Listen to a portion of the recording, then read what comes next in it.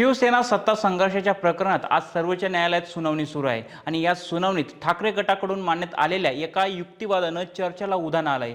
शिंदे गटाचे आमदार जर अपात्र ठरले तर त्यांना मिळालेलं शिवसेना हे नाव आणि धनुष्यबाण हे चिन्ह धोक्यात येऊ शकतं अशी मांडणी ठाकरे गटाकडून करण्यात आली। इतकंच नाही तर विधानसभा अध्यक्षांनी वेळेत निर्णय दिला नाही तर सर्वोच्च न्यायालय स्वतः आमदारांना अपात्र ठरवू शकतो असा युक्तिवाद ज्येष्ठ वकील देवदत्त कामत यांनी केलाय। यासाठी त्यांनी राजेंद्र सिंग राणा प्रकरणाचा दाखलाही न्यायालयासमोर मांडलाय। मात्र हा दावा आणि युक्तिवाद आहे। सर्वोच्च न्यायालयाने अद्याप यावर अंतिम निर्णय दिलेला नाही। तर आजच्या सुनावणीत नेमकं सर्वोच्च न्यायालयात काय काय घडलंय बघूया हा सविस्तर रिपोर्ट। नमस्कार, मी हरिचंद्र पवार, तुम्ही पाहत आहात सकाळ। सर्वप्रथम हे प्रकरण नेमकं कशाबद्दल आहे ते समजून घेऊया। शिवसेना उद्धव बाळासाहेब ठाकरे गटाने दोन प्रमुख याचिका दाखल केल्यात।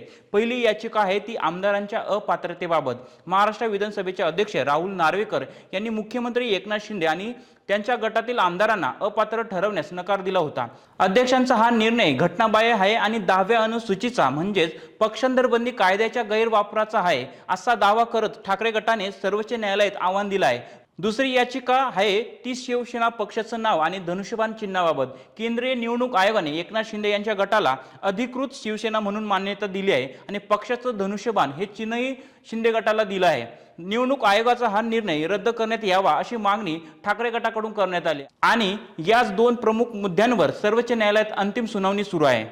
ठाकरे गटाकडून ज्येष्ठ वकील कपिल सिब्बल यांनी युक्तिवाद केला, त्यानंतर देवदत्त कामत यांनी हा युक्तिवाद पुढे नेला। आजच्या सुनावणीत ठाकरे गटाकडून देवदत्त कामत यांचा युक्तिवाद महत्त्वाचा ठरला तर शिंदे गटाकडून महेश जेठमलानी युक्तिवाद करणार असल्याची माहिती समोर येत आहे। देवदत्त कामत यांनी सर्वात महत्त्वाचा मुद्दा तो आज मांडला तो आमदारांच्या अपात्रतेबाबत। त्यांच्या म्हणण्यानुसार एकदा शिंदे गटाचे आमदार अपात्र ठरले तर त्यांचं सदस्यत्व रद्द होऊ शकतं। या प्रकरणात ठराविक वेळेत सुनावणी झाल्यामुळे पक्षांतराचे फायदे संबंधित आमदारांनी आधीच घेतले आहेत अशी मांडणी त्यांनी यावेळी केली आणि याचा संबंध त्यांनी पक्षाच्या चिन्हाशी जोडला। कामत यांच्या म्हणण्यानुसार राजकीय पक्षांचा चिन्ह वाटपाचे नियम हे विधिमंडळातील बहुमताच्या चाचणीवर आधारित आहेत। म्हणजे शिंदे गटाला शिवसेना पक्षाचं नाव आणि धनुष्यबाण चिन्ह मिळण्यामागे त्यांच्या आमदारांचं विधिमंडळातील बहुमत हा एक महत्त्वाचा आधार असल्याचं ठाकरे गटाकडून मानण्यात आलं। त्यामुळे जर त्या आमदारांचं पक्षांतरांचं कायदेशीर दृष्ट्या चुकीचं ठरलं तर त्यावर आधारित मिळालेला फायदा कायदेशीर दृष्ट्या टिकतो का हा प्रश्न ठाकरे गटाने न्यायालयासमोर मांडला। यावेळी खंडपीठाकडूनही प्रश्न उपस्थित करण्यात आला। कशापासून अपात्र यावर देवदत्त कामत यांनी एक महत्त्वाची मांडणी केली। त्यांच्या म्हणण्यानुसार ज्या दिवशी पक्षांतराचं कृत्य झालं त्याच दिवसापासून संबंधित सदस्याने आपलं सदस्यत्व गमावलं आहे अशी कायदेशीर घोषणा न्यायालय करू शकतं। मात्र त्यापुढील प्रत्यक्ष दिलासा देणं आता कदाचित शक्य होणार नाही अशी मांडणी त्यांनी यावेळी केली। म्हणजेच अपात्रता नेमकी कशापासून लागू झाली याबाबत न्यायालयाकडून कायदेशीर घोषणा होऊ शकतं असा त्यांचा युक्तिवाद आहे। यासाठी उच्च न्यायालयांचे अनेक निर्णय आणि न्यायनिवाडे उपलब्ध असल्याचंही त्यांनी न्यायालयाला सांगितलं। या सुनावणीत सर्वात चर्चेचा मुद्दा म्हणजे सर्वोच्च न्यायालय स्वतः आमदारांना अपात्र ठरवू शकतं का। देवदत्त कामत यांनी याच मुद्द्यावर जोरदार युक्तिवाद केला। त्यांच्या म्हणण्यानुसार विधानसभा अध्यक्षांनी निर्णय घेण्यास वेळ लावला आणि प्रकरणात अधिक बराच वेळ गेला आहे। कोर्टाचे अधिकार तांत्रिक नियमामध्ये अडकलेले नाहीत आणि पूर्ण न्याय करण्यासाठी सर्वोच्च न्यायालय स्वतः आमदारांना अपात्र ठरवू शकते असा युक्तिवाद त्यांनी केला। यासाठी त्यांनी एका पूर्वीच्या प्रकरणाचा दाखला दिला। देवदत्त कामत यांनी राजेंद्र सिंग राणा प्रकरणाचा दाखला न्यायालयासमोर मांडला। त्यांच्या म्हणण्यानुसार त्या प्रकरणात अपात्रतेचा आरोप असलेले आमदार मंत्री झाले होते आणि विधानसभेचा कार्यकाळ संपत आला होता।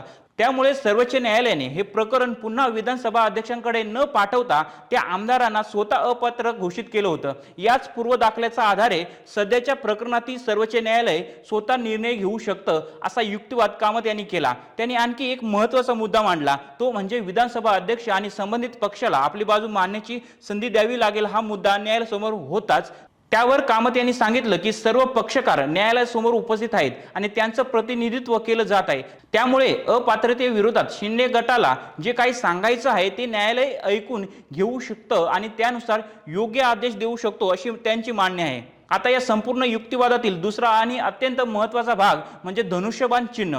देवदत्त कामत यांच्या मांडणीनुसार शिंदे गटाने केलेल्या पक्षांतराचा सर्वात मोठा फायदा म्हणजे त्यांना मिळालेले पक्षाचं नाव आणि चिन्ह, आणि हे चिन्ह त्यांच्या तथाकथित आमदारांच्या बहुमतावर आधारित असल्याचं त्यांनी म्हटलं.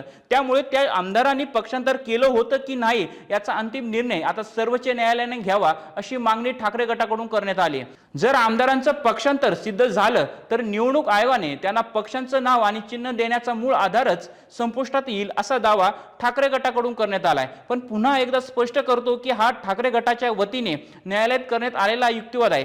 सर्वोच्च न्यायालयाचा अंतिम निर्णय अजून झालेला नाही. सध्याच्या कायद्यानुसार 2/3 म्हणजे 2/3 बहुमताची आवश्यकता असते आणि निवडणूक आयोगाने हाच धागा पकडून एकनाथ शिंदे यांना पक्ष आणि चिन्ह दिलं आहे अशी त्यांची मागणी आहे. तर शिवसेना सत्ता संघर्षाच्या या अंतिम सुनावणीत आज ठाकरे गटाकडून आमदारांच्या अपात्रतेपासून थेट धनुष्यबाण चिन्हापर्यंतचा युक्तिवाद मांडण्यात आला. देवदत्त कामत यांनी सर्वोच्च न्यायालय स्वतः आमदारांना अपात्र ठरवू शकतो असा युक्तिवाद करत राजेंद्र सिंग राणा प्रकरणाचा दाखला दिला. आमदारांच्या अपात्रतेचा प्रश्न आणि निवडणूक आयोगाने दिलेलं धनुष्यबाण आणि नाव यांचा थेट संबंध जोडण्याचा प्रयत्नही ठाकरे गटाकडून करण्यात आला. तर आता सर्वात महत्त्वाचा प्रश्न म्हणजे सर्वोच्च न्यायालय आमदारांच्या अपात्रतेबाबत काय भूमिका घेतं आणि त्या भूमिकेचा शिवसेनेच्या नाव आणि धनुष्यबाण चिन्हाच्या प्रश्नावर काय परिणाम होतो याकडे सगळं महाराष्ट्राचं लक्ष लागून राहिलं आहे. या प्रकरणातील पुढील सुनावणी आणि न्यायालयातील प्रत्येक महत्त्वाची घडामोड आम्ही तुम्हाला देत राहू. धन्यवाद. महाराष्ट्रातील सर्व बातम्यांचे विश्वासार्ह व्यासपीठ. सकाळच्या सर्व सोशल मीडिया प्लॅटफॉर्मला लाईक, फॉलो आणि सबस्क्राईब करा. तसंच सर्व नोटिफिकेशनसाठी बेल आयकॉन प्रेस करायला विसरू नका.